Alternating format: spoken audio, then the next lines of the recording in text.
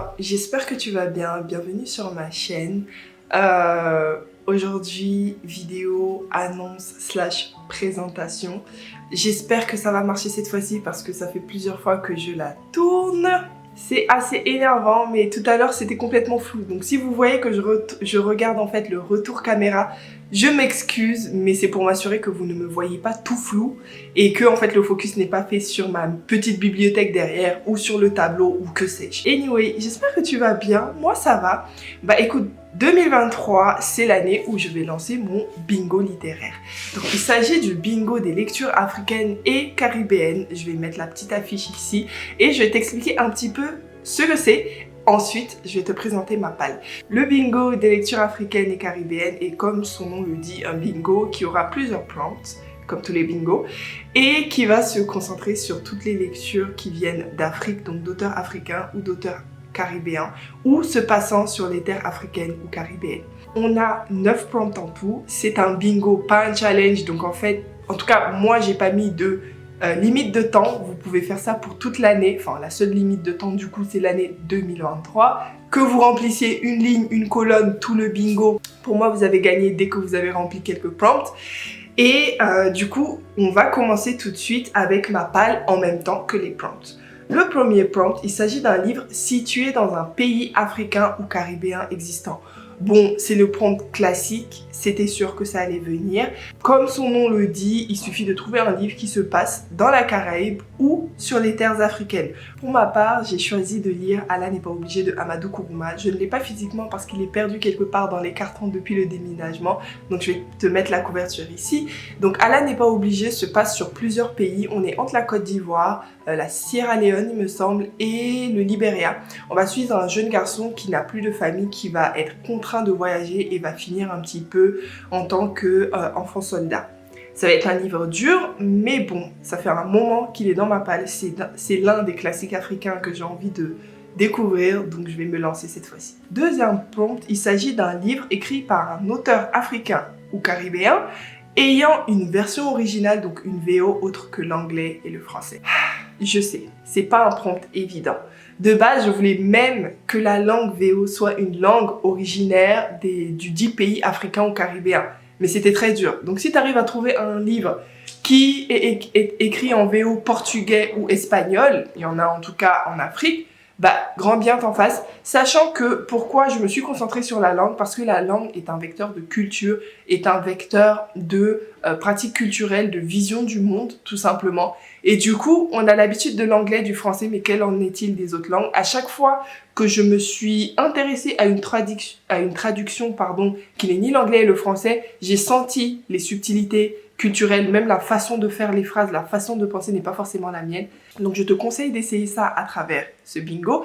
Et pour ma part, je vais lire un livre que je n'ai pas encore physiquement, il faut que je me l'achète. Il s'agit des Petits de la Guenon, donc je vais mettre encore une fois la couverture ici, de Boubacar Boris Diop. Boubacar Boris Diop qui est un grand africain, n'importe quoi, grand auteur africain, du coup qui est écrit en VO Wolof, dont ce livre fait partie. Je t'avoue que je ne me rappelle plus du tout de quoi ça parle. Je sais que c'est un petit peu comme du théâtre, genre c'est un roman mais théâtralisé, mais je me rappelle plus des thèmes exacts. Troisième prompt, on est sur un livre contenant du folklore, des croyances ou de la mythologie afro-caribéenne. Et cette fois-ci, je l'ai en physique et je l'ai même déjà lu, vu que je tourne cette vidéo un petit peu en retard. Il s'agit des Enfants des Sables Mouvants de Effoua Traoré, donc que j'ai déjà lu, édité chez Michel Lafon. Je ne vais pas te dire ce que j'en ai pensé, je vais t'inviter à aller voir mon vlog qui n'est peut-être pas déjà sorti. En tout cas, ma revue est sur Instagram, donc n'hésite pas à cliquer dans la barre d'infos mon lien Instagram ou à cliquer dans le vlog que je te mettrai si je l'ai sorti avant cette vidéo. Voilà, mais il s'agit d'un conte pour moi un petit peu écrit sous forme de roman. Parce que le fond de l'histoire ressemble vraiment à un fairy tale, à un conte où on va suivre une jeune fille, Simi, dans notre monde contemporain qui vit à Lagos au Nigeria avec sa mère. Et sa mère, pour des raisons professionnelles de son côté, va envoyer Simi chez sa grand-mère qu'elle ne connaît même pas, qu'elle n'a jamais vue. Et du coup, elle va être initiée à pas mal de choses un petit peu...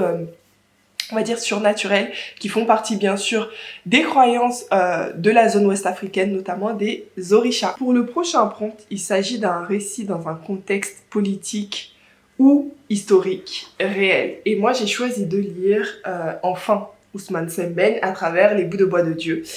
Donc de Ousmane Sembène. Ici, il s'agit d'une édition chez Pocket. Ousmane Sembène est encore une fois en tout cas un auteur africain très connu, sénégalais, il me semble. Et Les Bouts de bois de Dieu, en fait, vont se baser sur l'histoire de la grève des cheminots qui s'est passée dans les années 1940-1950, je suis plus sûre, à Dakar, au Sénégal. Et du coup, on va suivre un petit peu l'histoire de certains des protagonistes de cette grève qui a marqué l'histoire du Sénégal, apparemment. Prochain prompt, on est avec un livre contenant une problématique culturelle ou sociale africaine ou caribéenne. J'explique un petit peu ce prompt. Je voulais vraiment qu'on trouve des récits qui vont parler du coup de problématiques qui sont ancrées dans notre culture. Donc problématiques que peut-être tu vas trouver dans d'autres parties du monde, que je ne connais pas assez bien pour citer dans tous les cas, mais des problématiques en tout cas qui sont très présentes chez nous. Et pour ma part, je vais lire Les Impatientes de Djali Amadou Amal. Donc c'est un livre dont on a beaucoup parlé entre 2019 et 2020 parce qu'il a gagné quelques concours. Ici, on va suivre des femmes, justement comme le titre le dit, à qui on demande d'être patiente, et elles n'ont pas envie. Il me semble ici qu'il y aura les thèmes de la polygamie non consentie par la première femme. Il y aura les thèmes de la violence conjugale et même du mot en VIOL. Donc voilà, je ne vais pas dire que j'ai hâte de le lire parce que ce n'est pas vraiment le cas. Je sens que c'est un livre qui va vraiment m'énerver, me tendre les nerfs. Mais je l'ai pris pour une raison, il me donne envie mine de rien et voilà. D'ailleurs, je ne l'ai pas dit, pour chacun des prompts que je vais te citer, si tu as des recommandations en tête, n'hésite pas s'il te plaît à les mettre en commentaire. Ça va tous nous aider parce que je t'avoue que de base, je voulais faire et une vidéo pâle et une vidéo recommandation. Mais j'ai pas trouvé beaucoup de recommandations. En fait, en créant ce bingo, j'ai essayé moi-même de me challenger avant tout, de voir qu'est-ce que je ne lis pas assez, qu'est-ce que je n'ai pas assez lu jusque-là. Et typiquement, les livres en VO, non anglais ni français, ça a été très dur à trouver pour ma part. Donc si tu as des idées, n'hésite pas à les mettre dans les commentaires. On continue avec le prochain prompt qui nous demande de nous concentrer sur des thèmes de la diaspora, de l'immigration ou de l'émigration.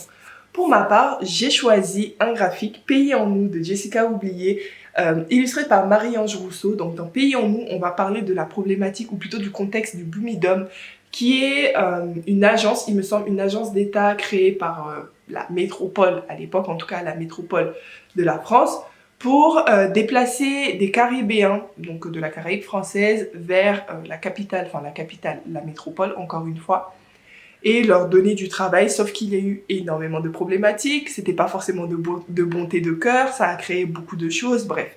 Voilà, Jessica Oublié est une autrice que j'aime beaucoup. Je l'ai lue et il me semble qu'elle n'a publié que 2 ouvrages, celui-là et Le scandale du chlordécone d'ailleurs, qui est vraiment d'actualité, vu le non-lieu qui a été prononcé. Donc je vous invite en tout cas à aller lire son précédent ouvrage, précédent pour moi, mais il me semble qu'il est sorti après celui-là, en tout cas l'ouvrage qui parle du scandale du chlordécone. Prochain prompt qui est un petit peu comme celui de la VO, qui n'a pas été facile à remplir pour ma part. Il s'agit d'un livre mettant en scène un protagoniste d'un groupe minoritaire africain ou caribéen. Lorsque je parle d'un groupe minoritaire, s'il vous plaît, n'allez pas chercher un livre où juste le protagoniste est noir. Je cherche un protagoniste, je parle en tout cas d'un protagoniste qui fait partie d'une société ou d'une culture minoritaire au sein de l'Afrique ou de la Caraïbe. Étant noir en Afrique ou en Caraïbes, tu ne fais plus partie de la minorité. Je tiens à le préciser parce qu'il y a certaines personnes qui m'ont proposé ça. Pour ma part, j'ai choisi de lire Sadakan, les sacrifiés. Il s'agit du thème de l'albinisme. Les personnes albinos font partie d'une minorité, en tout cas en Afrique, qui subissent beaucoup de sévices, beaucoup trop. Et du coup, ici, ça va être une fiction assez dure à lire, écrite par Mambi l'Africain Magasuba. Et du coup, voilà, on va parler de ce que subissent les personnes albinos en Afrique. Je sens qu'encore une fois, je vais peut-être lâcher quelques larmes, mais je trouve que c'est un sujet très important. Si vous avez des recommandations de livres, pareils, qui vont traiter sur des minorités qui se trouvent en Afrique et qui ont peut-être des problématiques particulières, n'hésitez pas à les mettre dans les commentaires. Il nous reste que 2 livres, c'est bientôt fini. Prochain prompt, il s'agissait, mon préféré, pour ceux qui se connaissent mes goûts en fantasy, science-fiction et tout, fiction spéculative qui va se passer sur des terres exactement ou d'inspiration africaine ou caribéenne. Moi, j'ai décidé de lire Les 12 d'Aritsar de Jordan Ifueko, donc le tome 1 édité chez Nathan. Ray Birrer, depuis qu'il est sorti, tout le monde en parle, tout le monde l'aime, il fallait que je le lise.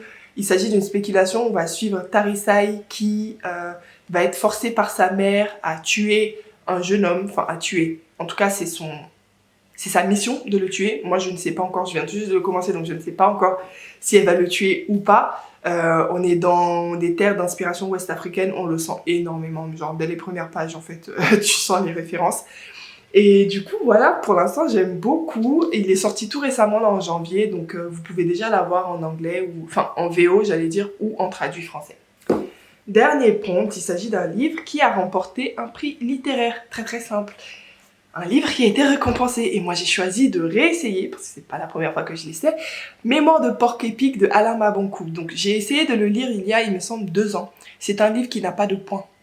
Donc très peu de ponctuation, et les seules ponctuations sont des virgules. J'étais pas prête la première fois que je l'ai essayé, j'étais clairement pas prête, et là je me sens prête. En plus j'ai déjà lu un autre livre de l'auteur, effectivement il a pas mal d'humour, donc je me suis dit bon pourquoi pas. Il a eu le prix Renaudot de l'année à laquelle il est sorti, je sais plus quand, ça doit être genre 2010, un truc comme ça, donc ça fait un petit moment. Mais j'ai bon espoir de l'aimer. C'était tout pour ma palle et c'était tout pour mes prompts. Tous les templates que je vais aussi te mettre ici, tu pourras les retrouver tout simplement sur ma page Instagram. J'y ai mis toutes les informations à travers des posts et à travers une story à la une. J'espère vraiment t'avoir donné envie de participer à ce bingo. Encore une fois, il n'y a pas de... C'est pas un challenge où vous pouvez perdre. C'est juste pour diversifier le contenu de nos lectures. Le type d'histoire qu'on lit, j'espère que ça vous aura enthousiasmé autant que moi. Retrouvez tout encore une fois sur Instagram. Si vous avez des recommandations, on les attend en commentaire, hein, voilà. J'ai même bien envie d'interviewer des auteurs par rapport aux différents thèmes du bingo, mais je pense que ceux qui font déjà ça comprendront que c'est un petit peu compliqué à organiser ce genre de choses. Mais en tout cas, je vous prépare pas mal de choses pour cette nouvelle année. Je te souhaite une bonne journée, une bonne soirée, une bonne semaine, peu importe. Et je te dis à bientôt pour une nouvelle vidéo. Bye!